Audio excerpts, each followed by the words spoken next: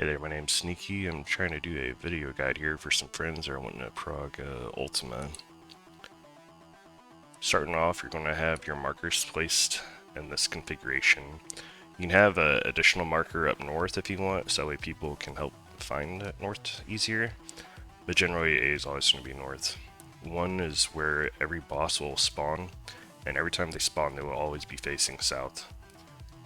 If you have your markers placed in this configuration here, whenever you get to Titan, it'll be a lot easier because the markers will be in a line from Titan, and that's where you place your jails. After your initial countdown, the first thing that Garuda will do is a move called Downburst, or Slipstream, sorry, and it'll be a conal cleave facing the main tank that'll stun if they get hit. One of your two healers is going to get marked with a green little diamond above their head, and she will turn and cleave him, and then the off tank will have to intercept this. You want to use a cooldown on it because it's pretty hard. After the tank's intercepted that, it'll drop a green cyclone in that area, so the party will move away, and then immediately after that, you'll see a set of ads spawn. Several will be targeted on your party, and then you'll have a Spiny that's targeted by no one and tethered to no one. The first person that either hits it or gains aggro on it will immediately be tethered to it. And the only time this aggro / tether will change is if that person dies or it dies. There'll be another slipstream here, which the tank will have to move, followed by a downburst on the main tank and a cyclone on the off tank. Both are busters. The downburst target on the main tank is a cleave, so you want to face that away from the party once again. The cyclone that ends up hitting the off tank is important because you'll need to cleanse this at a later phase in order to awaken Garuda. And there's only 2 sets of these, so be careful in killing Spiny, otherwise you will not have an extra opportunity to get one unless you end up changing your friction cleanses here. Each of the bosses will do 2 AoEs, which is convenient because then each tank is able to reprisal one each, since they're a minute apart. Mr. Shriek is Garuda's first one. And then see here, Spiny dies, which creates this bubble, which is allowed to cleanse your friction. So anytime somebody steps in this, if they have a stack of friction, it'll cause an AoE depending on how many stacks they have. So the more stacks you have, the bigger damage that you take. Party stands in it, which allows the tank with 2 stacks to cleanse, so they take reduced damage. And you'll have 3 people that will each need 2 stacks at the end of this phase. Friction starts casting, it'll target one random person, and then everybody around that person will get a stack of friction. First friction goes off, it targets someone, hits everybody. The people that are in the bubble still will all go back to 0. And you'll have 3 people that'll each have 1 stack each here. You can ignore one of these since they're outside game positionals at the moment. The second set of friction comes out. And then you go for the cleanses. So right now we have 3 people with 2 stacks each. You'll have usually your 2 melee doing it. This time we had a red mage be the fake melee, and then the main tank, or off tank, sorry, will be usually the person that gets 2 stacks again. So first cleanse, second cleanse, which puts Garuda up to 3 charges for her awakening. And after this she'll jump, and then do another shriek, so you want to dodge the featherings. Come back in, she faces south, another large AoE reprisal. And immediately after this, she is going to do another scream with the featherings. So you wait here, makes a clone of herself, 2 sisters appear. With this, there's the shrieks, so you're going to have featherings. And what you can do is, like a kind of uptime strat, is you can have the main tank be south, and then the rest of the party be north. And then whenever that shriek happens, you just rotate, so that way the boss never changes position in the middle here.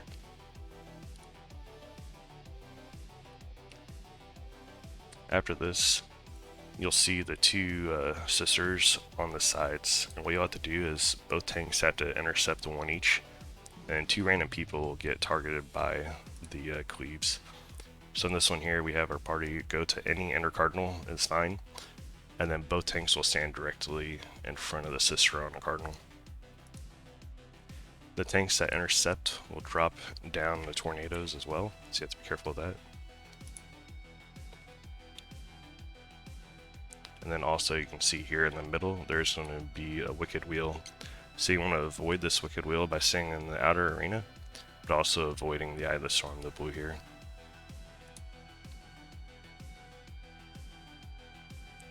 After this, you'll wait for your feather rains and then move middle. And then the sisters are going to make another appearance here along with ads. Once again, keep the boss facing either north or south away from the party. You're going to have players tethered with the plumes, which you'll have to AoE down.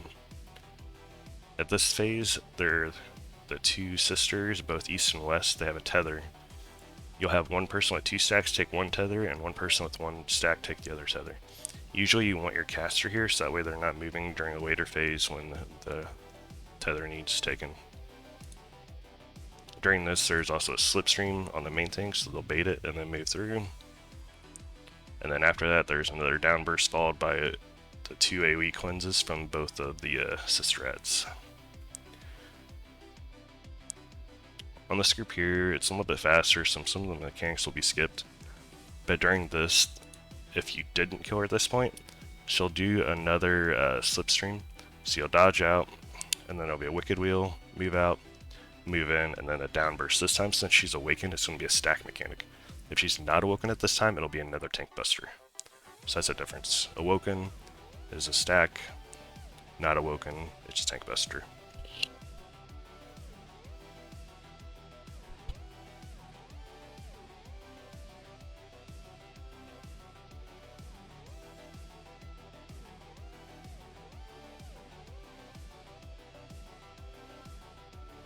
After she's awoken, she's going to drop a puddle on the ground that one of the players will pick up.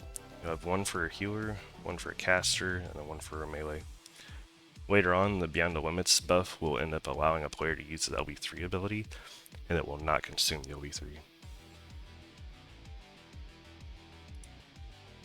Here we had our healers pick up the first one, and then Ifrit's going to start its charge here. I drew a couple of pictures here to kind of help out. But he'll spawn out one of the directions, and he'll do a dash across the middle. There's also going to be these eruption puddles. Either east or west of Ifrit will be safe when you're facing him. But there's also one spot underneath or away from him that's safe. If you feel like risking it, you can always like try dodging into it. It's not recommended though, it's pretty tight. But it shows like each of the patterns that is safe here. You'll see him spawn over here on the north, and either D or B will be safe. In this instance, D is safe. So then the party will move over to that side to avoid the Crimson Charge plus the eruptions. Boss faces south plus an Hellfire, which is AoE.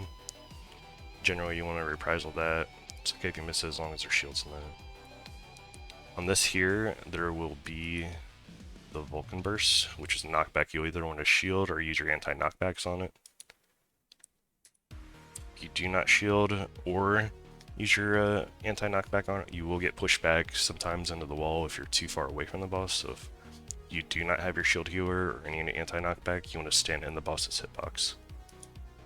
Immediately after that, you're going to have a set of tank busters on whoever has aggro.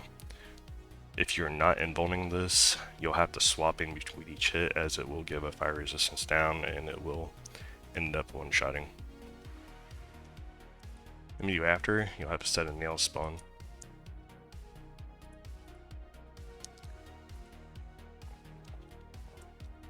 The nails will always spawn in a pattern that has 2 farther apart and 2 closer together, and you want to pull the boss in between the 2 closer nails.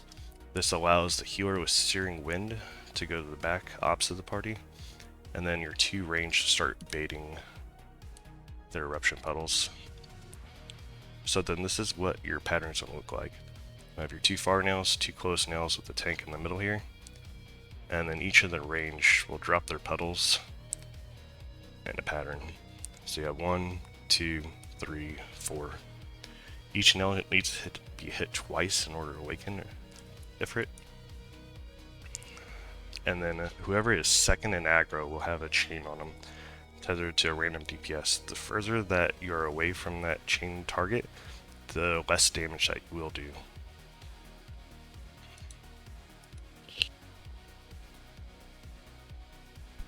In the nail pattern as well, you want to kill them in a pattern that your party is comfortable with, because it determines the order that Ifrit will charge at a later phase. Usually the party will do a Z strat. You'll kill nail 1, nail 2, nail 3, nail 4. And then whenever Ifrit does his awoken charges, they'll charge in that order.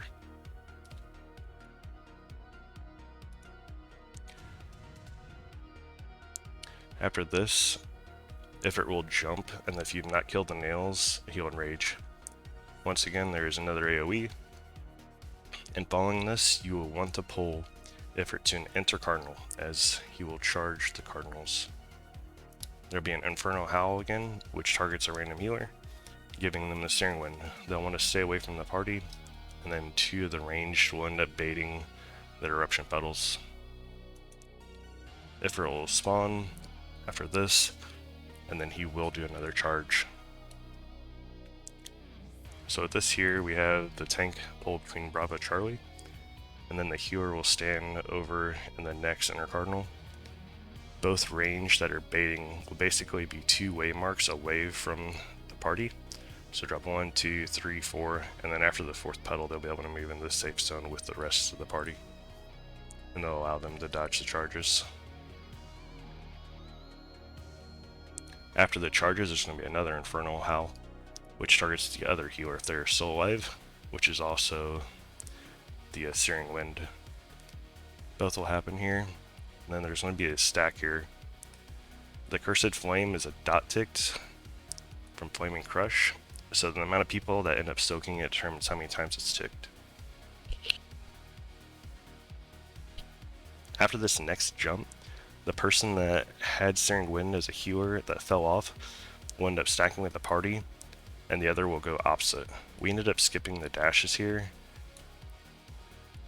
but I believe that I have a set here that show what the dashes look like. So on this one here, you can see the 2 closer and the 2 further. So on this one will charge first, this one charges second, this one third, this one fourth. Whichever Ifrit is glowing determines which cardinal is safe on this one. So on this one, since the cardinal is glowing, it means cardinal is safe. And then the healer with the searing will go opposite of the party, and then they'll move in the same direction.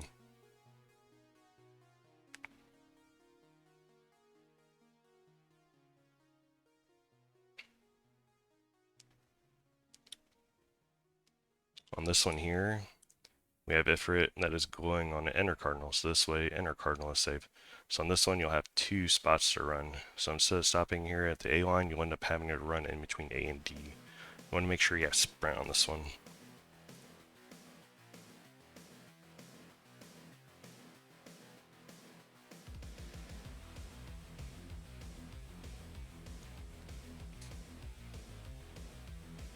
This one here, we're in a inner cardinal spot that since one of the nails that was nail 4 was on a cardinal, so we had to rotate over. And then whenever he disappeared, we had to move over to the 4th nail. So then Kara over here would go over to Bravo, be opposite the party, move counterclockwise, we'd move counterclockwise. And on this one, since Ifrit is glowing on inner cardinal, we would just stop on the actual inner cardinal.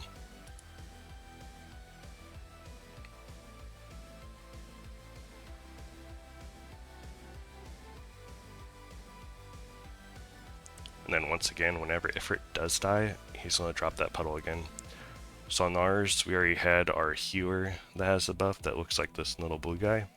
So the only person left is going to be one of our casters and then one of our melees. The thing to remember is that since we did skip the last tank buster, your second tank is going to have to take that. If you have a warrior, the timing on it is they can pop a raw intuition with full HP, and then they can take the first hit, and then they can home gang the additional 2 hits. It makes the timing on a little bit easier, just giving a heads up. Going into Titan, you want to be at the max size of the arena, because you want to drop, and then it's a proximity damage. So don't try going for this too soon, otherwise you could die. Once again, starts off with a giant AoE. One of your tanks will reprisal. After this, whoever is main tank will get 2 simultaneous busters on them. The first is a smaller hit, followed by a second hit that does quite a bit more damage. And then after this, you will have the Way of the Lands underneath you. So he'll drop bait, move, bait, and then he'll jump.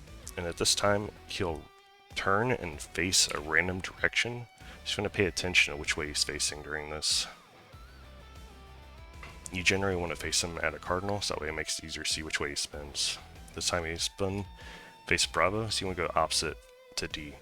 The drop, it'll be proximity damage once again, and you want to chase him. Stand on this little nipple for his targeting ring, and then you're going to look behind you. So on this here, what happens is he's going to drop 5 boulders behind you, and there's going to be one safe spot. It'll either be to the right or to the left, and you want to make note of that, because whenever he does his little stomp move, it's going to push you back into whichever place that you're standing. So if you're standing on the left, you get placed to the left. Right, I'll get displaced to the right. You want to make sure that you're not too far back, because you can get pushed into the wall here.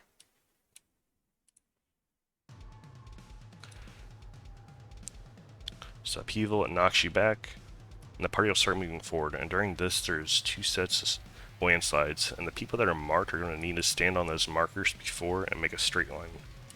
That's why the placement is kind of relevant, because the first person is going to stand on A, second person at 1, last person on C. But the thing is that Titan can spawn at any of the cardinals, so that's why the first person is always closest, second is middle, and third is last.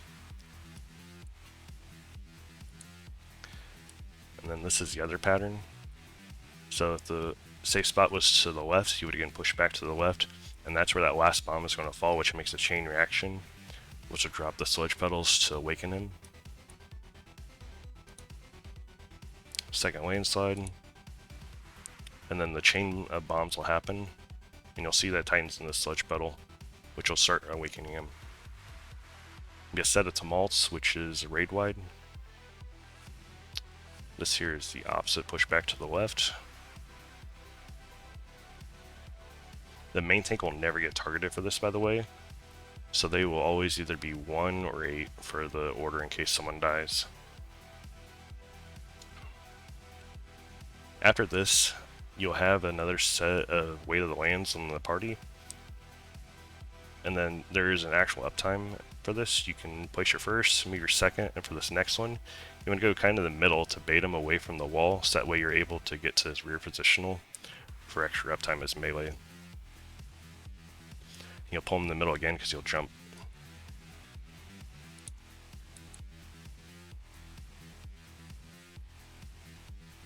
Go the opposite way if he jumps. The arena is going to get smaller this time, so it'll do a little bit more damage whenever he falls down. This time, one of the healers is going to get marked for a jail. They're going to want to place it directly middle. You're going to pull Titan away from the wall, so that way the landslides are able to be baited in a way that gives you room. On this one here, or everyone, you'll have 3 sets in front and 2 in the rear. These 2 rear, you're able to get melee positionals off of. The ones in the front, you're never able to greed. So if you're in the front, you're going to be further away. If you're in the rear, you'll basically go into this area where I'm at, and then do like a step over here.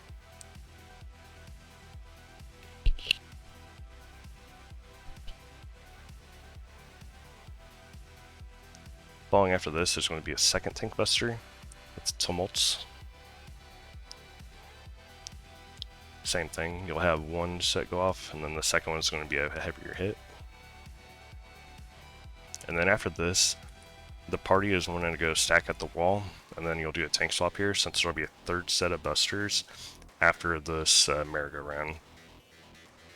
What happens is there's going to be bombs falling in the middle along with Way of the Lands. You'll see the first bomb spawn here with the first Way of the Land. The party will move, bait the next Way of the Land, move, bait the next Way of the Land, and move. And this here is another Awoken land side. Usually what the party does is they'll go like left, left, left, and then after the spot here with the first land side, you'll drop and then move into the safe spot. It'll always be safe if you follow this. The main tank will usually go left, right, left, and then it'll, or left, right, right, sorry, left, right, right, and then it'll allow them to have melee uptime up there. We ended up skipping this here due to DPS, but there is another buster followed by Tumults into Enrage. And then this here is a transition. Make sure that you do pick up this last candy here whenever Titan dies. This one here is picked up by our caster, so we have our caster, melee, and healer with their buffs. There'll be drill bits that fall down that have to be caster LB3 to kill, and you'll want to do at least 5 damage to each of the bits. They'll be able to finish them off. Next up will be a healer LB, which is cleansed by using the healer LB. It removes the Doom. And then Laha Brea will spawn here, and then it's a DPS check that is met with the DPS LB3.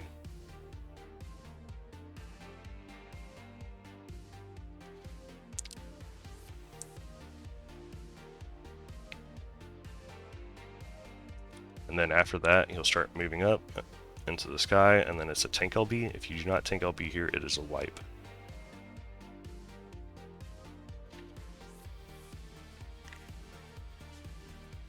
Fun fact is, whenever he says Hardos Sabic, you know you have 30 seconds till he is targetable. So this here is 30-second point.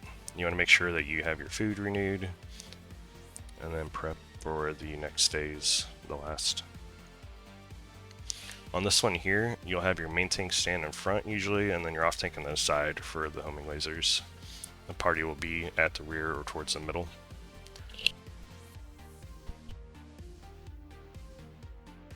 Starts off, there's going to be a tank purge, followed by a viscous plasm, followed by homing laser.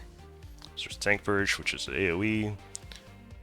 You're going to have one tank be first in aggro. They're going to get hit with the viscous, which is already applied. The off tank is going to be targeted by homing lasers. The viscous plasm can be soaked with the party. The homing laser cannot. So you want to make sure that whoever is second in aggro is always away from the party, otherwise you will kill them. Here you'll see the viscous go onto the party, stack up, prepare for ultimate predation. On this one here, what happens is you'll see each of the previous Primal spawn plus Ultima. Garuda will do her giant donut, so she'll do like an internal followed by an external, so you always want to go towards like a cardinal away from her, and Ultima since he does a cleave as well. Titan will first spawn, and then he'll do a landslide targeted at each of the cardinals, followed by the Woken one at inner cardinals. And then Ifrit will always spawn at inner cardinal and dash through the arena.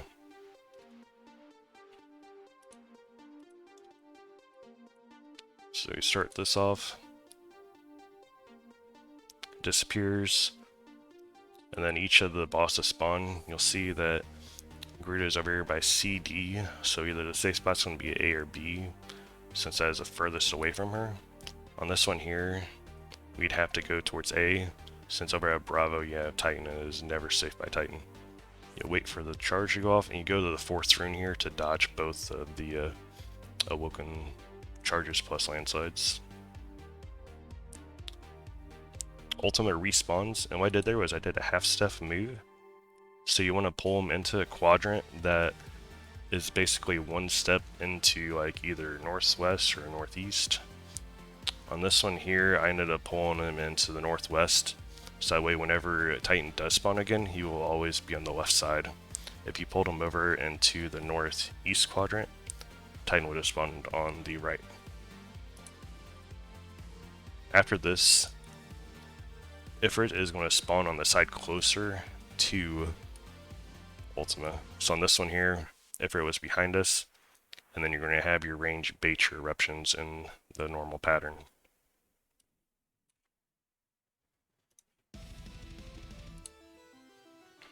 So you see Ifrit spawn, then you'll see the eruptions over here.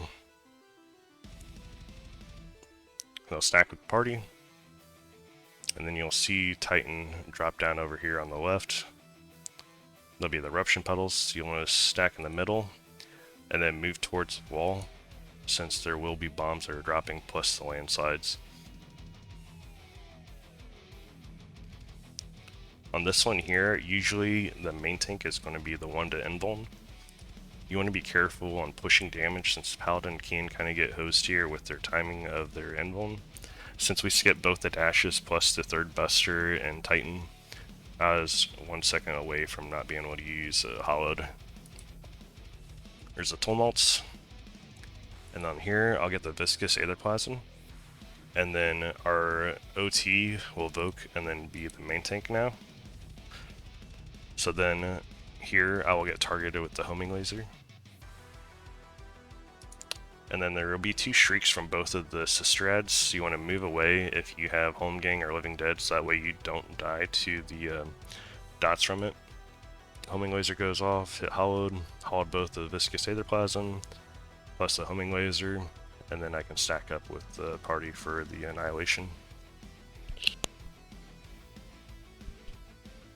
Next up, it's going to be Annihilation.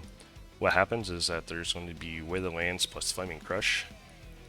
And if you're the party, you're going to go to the left, to the right, to the left, and then through to the Cardinal. You start off here, starting left, bait the first wayland, go right, hit the second wayland, go left, and at this point the Flaming Crush is going to happen, which is the party soak. And then both tanks are going to go to the right to pop this first orb. This will end up determining the boom order and the end. They spawn in a way that the first orb is always the northwest, second is northeast, third is southeast, fourth is southwest. The more people that soak them, the longer the tethers will be on it. So you keep this in mind. If your healing is tighter, you can end up soaking more people to make them a little bit longer. You don't have to, but it's up to the party. Since each time one of these orbs is soaked, it'll increase the gauge by 1. So if you soak 2, 2, 2, 2, you end up increasing the gauge by 8. If you do 2, 2, 1, 1, increases the gauge by 6, which is a little bit extra time when you're in rage. So you soak the first one. You'll notice that both me and the tank will move here first, because there will be another shriek here. And what happens is if you stood here in this spot and then waited for the shriek to move down, and then move back to pop the second orb, like more than likely that orb would start moving towards a party, and then either explode on them or like have a hard time popping it. So moving before that shriek actually gives you more time, since you can move back into that second and pop it immediately. You'll see the shriek, we move back, orb spawns, we pop it immediately. Both tanks will go to the north, and during this you have to be careful because there's both landslides plus the Wilken charge. You can always see which side that Ifrit is on, and then it gives you an idea of where or how early you can move. After that, you want to go into the inner cardinal, since that's the Wilken charge. Pop orb 3, pop orb 4 with the AoE here from Tank Purge. Just be careful on healing. This one here shows the range for the tether.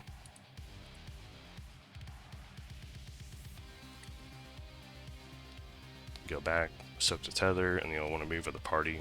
The healer that is marked will want to go the opposite, so that way they can get the next tether. And with healers, it's a little bit trickier because they're going to be here at the opposite of the party. So they're going to be directly south, and then whichever side that Ifrit is charging on is a safe side. So get your tether, go north or south, whichever way you're pulling it, and then wait for Ifrit to charge, and then you're going to move directly into the landslide that is Woken. So this is what it would look like if Ifrit was onto the right of you as a healer. You end up going here, and then moving over into the Awoken Charge slash Landslide. This shows a safe spot here. And this is the opposite. If you was charging from left, you'd go north or south here, and then move over into both. After this phase, there's going to be another set of busters. You can see the tank here soaking the orb, followed by the tank purge. On this one here, the party actually got hit by that orb, and that is what the purple tethers are, so increase the gauge by a little bit more. So the orb hit the party, it hit 4 people, or 3 people, sorry. So there's 2 here and then 1 there.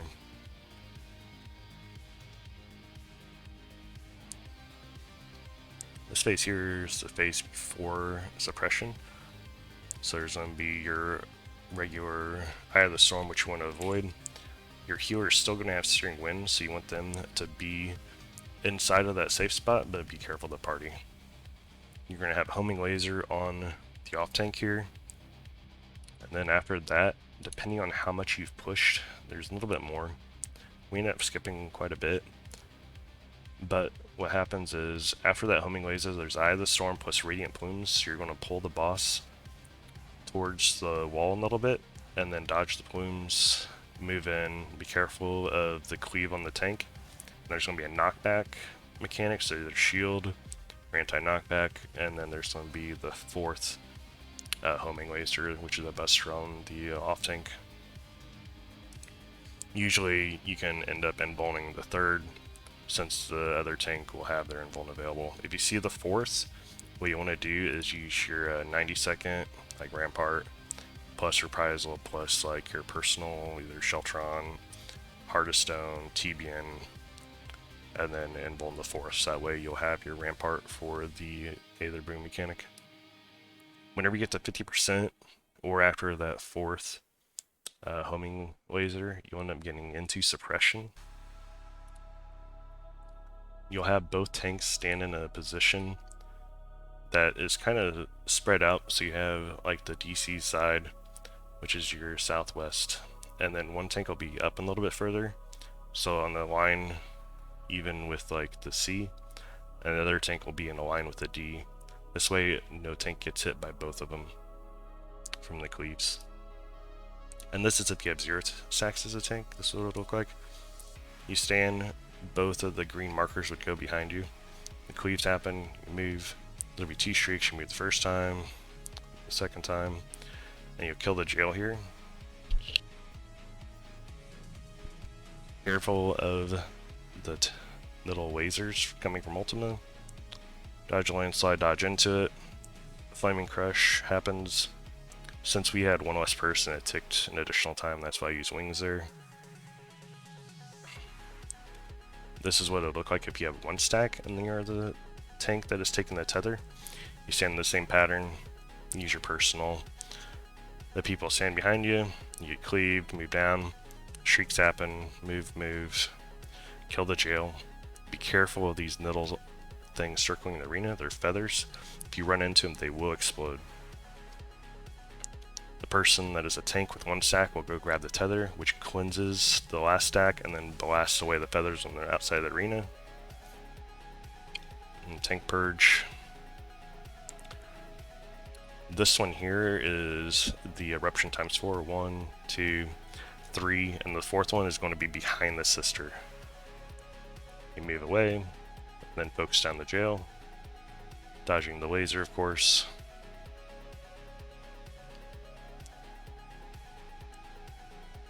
The next one is eruption times 2 plus the jail. Stand at the wall, spread out. You'll see the first eruption, second eruption. You'll see this little mark around me. So you want to stand behind the southern sister and wait. And the party will kill it. I think this one here, we ended up failing the DPS check because we had so many deaths, but these are the only clips I had of them, unfortunately. And the last one is Light Pillar, which is none of the above. So you move twice, you see you're not marked, you'll end up going to the same side that the tanks are at, you'll stand behind them, and then you'll move. And then after the second shriek, you'll see this blue light start following you around. It hits for 5 times. So you want to bait it away from the party.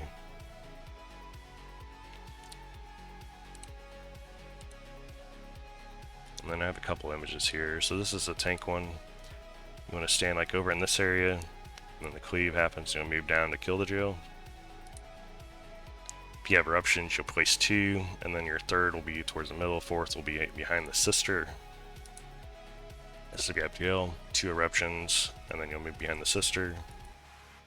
This is if you have the green marks, this is where you'd stand, the blue is the tanks. And this is if you have light pillar, you'll move from like your fan position to middle, then over behind the tanks, and you'll loop around.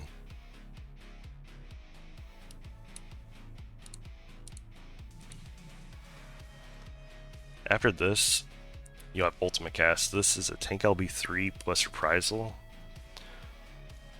This one here, we missed reprisal, but I think we had the shield, or maybe just luck from the new food. You'll immediately get back 1 LB, and you can use that to help this next part be easier. So you'll do a 2-6 split. 2 of your tanks will be knocked either to the CB side or the CD side, southeast or southwest. For this one here, we had both tanks get knocked southeast, the party get knocked southwest. We use a tank LB1 for extra mitigation, and then both tanks will kitchen sink this, because you'll get knocked back, and then you'll have the tethers. So the amount of people that soak these will reduce the damage, because it's split. You soak all of them, and you want to make sure you wait to be topped up, since they do quite a bit of damage. Mostly for the actual party, more so than the tanks. After this, you'll pull them directly north, and then starts the Primal roulette. It'll be all 3 of the Primals in a random order, and they'll do their abilities. So for the first one here, I believe it was Garuda. Stagger the party, and you'll have 3 people marked with a viscous aetherplasm. So this is like the party soak mechanic once again. So for Garuda, she'll do her Wicked Wheel, so you want to be outside of it, and then move directly inside after that first ring resolves, otherwise you will die to the outer ring. And while you're moving in, one of the viscous aetherplasms will explode, followed by a raid wide after. So you see us stand outside, move in, first aetherplasm explodes. You want to top up and mitigate here. If you have a scholar in the group, you're able to do soil on 1 and 3. And then the second one should have been Paladin Wings, but since we had 1 less person during Suppression, I had to use the passage to save the party. The thing with Garuda is that after that AoE, she's going to run, and there's going to be a shriek, so don't move immediately north. Wait for the shriek, then move. The second one is Ifrit. So we bait her Feather Rain, she jumps, Feather Rain happens, we move north. Ifrit spawns, and he's going to do a dash across. So you want to end up staying north, bait your eruption, and then move into an inner cardinal. And then you're going to have another viscous aetherplasm explode, followed by the giant AoE from Ifrit. After this, we have Titan as your only last one, so it's going to be 3 Way the Lands followed by a viscous aetherplasm. You want your party to dodge in the same direction, because if you have your party split, a viscous aetherplasm shared between 5 people could kill the party, or it could kill just like a couple people and maybe a wipe. So we have our first Way of the Land, second Way of the Land, third Way of the Land with the viscous exploding, and then immediately after this, there's going to be our last giant AoE from Titan. And during that, you're unable to reprisal any of the AoEs coming from like the primals. So reprisal is mostly used for mitigating autos during that. Addle is kind of useless. It only mitigates the autos from the boss. So shields and personals are the only thing that can mitigate that damage, unfortunately. After that, you're basically in the clear. Each time you get through one of the primal steps, like Ifrit, Garuda, Titan during that gauntlet, you'll get one charge back on your LB. So if you end up not using an LB1 for the Aether Booms, you can technically do an LB3 during the second set of primals and then get one LB bar back.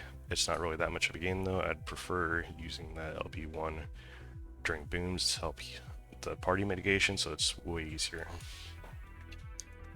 After this is basically the home stretch. It's a DPS check. You'll slowly start charging 2 gauge per second. That's why you want to try absorbing as few orbs with as few people as possible in the earlier phases. Each death also adds 4 gauge, so you want to be careful of that. After the arena turns blue or he gains 100 gauge, it'll start soaking players up, stunning them, followed by killing them. And it's always least DPS to highest CPS, so you want to keep that in mind as well. But that is basically it for the entire fight. Sorry I didn't have a lot of the VODs for some of the stuff we skipped. I didn't have any clear-cut VODs or stuff that was decent. But I can upload these images and then link them in the comments, so that way people can check them out if they need to or share them. But hopefully this helps you out. Thanks.